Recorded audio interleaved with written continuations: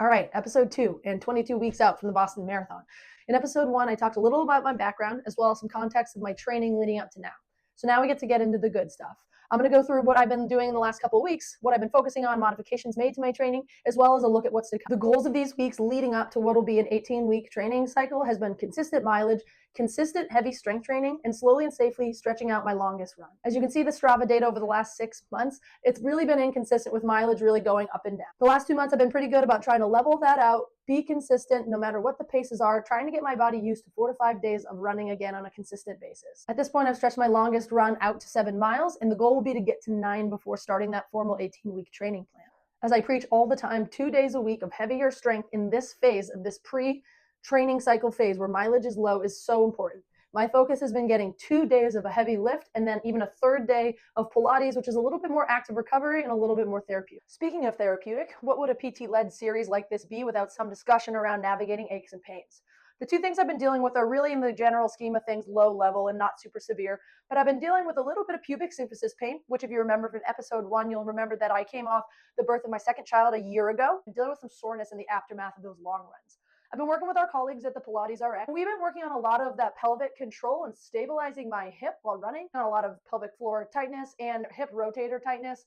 And with that, all the impact of running is just causing some overactivation for my adductors. That causes some pulling on the pelvis and can lead to some pubic symphysis discomfort. It's often seen in many postpartum runners or anybody dealing with any lumbopelvic stability when those adductors start feeling tight or overused, that they're trying to compensate for excessive motion at the pelvis. Another little issue I've been dealing with was some low-level soreness around the base of my big toe. So a lot of diagnoses you could throw at this. Metatarsalgia is a common one. I'm sort of self-diagnosing as it's a little bit of an irritation of the tendon or possibly a sesamoiditis. I have two main culprits in mind. The first being I've been doing a ton of calf strength.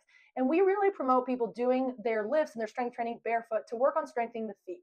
However, sometimes what can happen with calf raises is this can really put a lot of load and irritation on those little bones in the soft tissue of the big toe.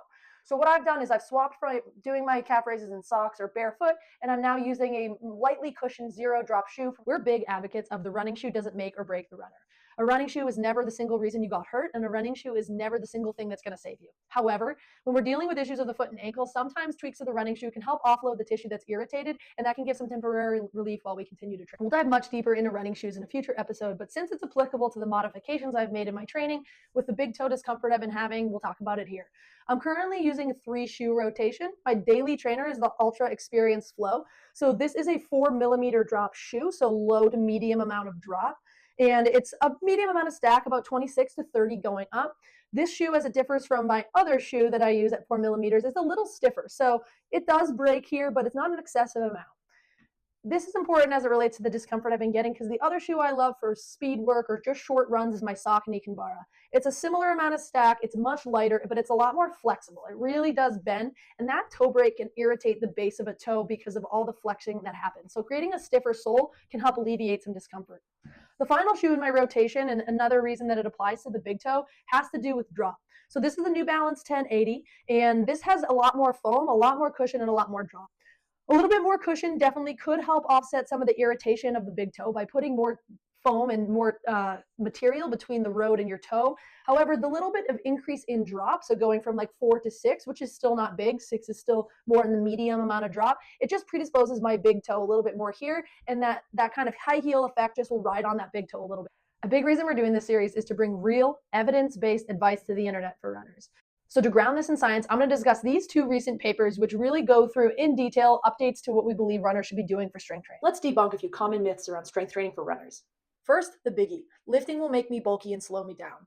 For sure, excessive amounts of muscle mass and bulk is not the ideal body composition for a running athlete. However, research has shown over and over that 2 times a week of strength training does not have significant changes in body composition for runners.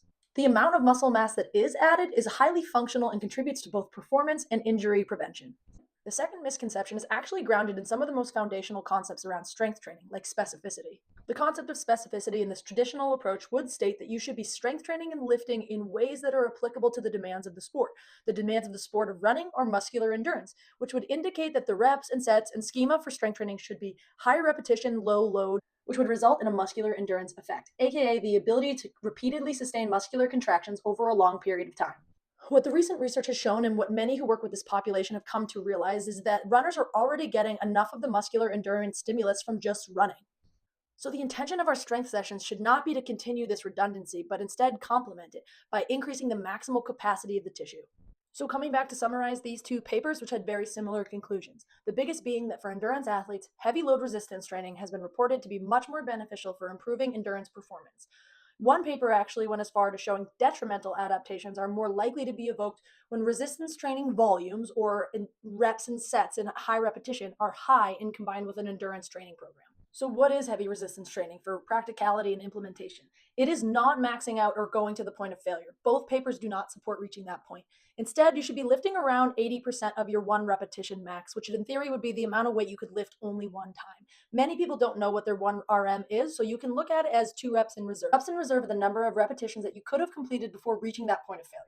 So runners who are training with intention should be focusing on max strength exercises, which help increase force production capacity and create stiffer tendons. Plyometrics build denser bones and help springiness.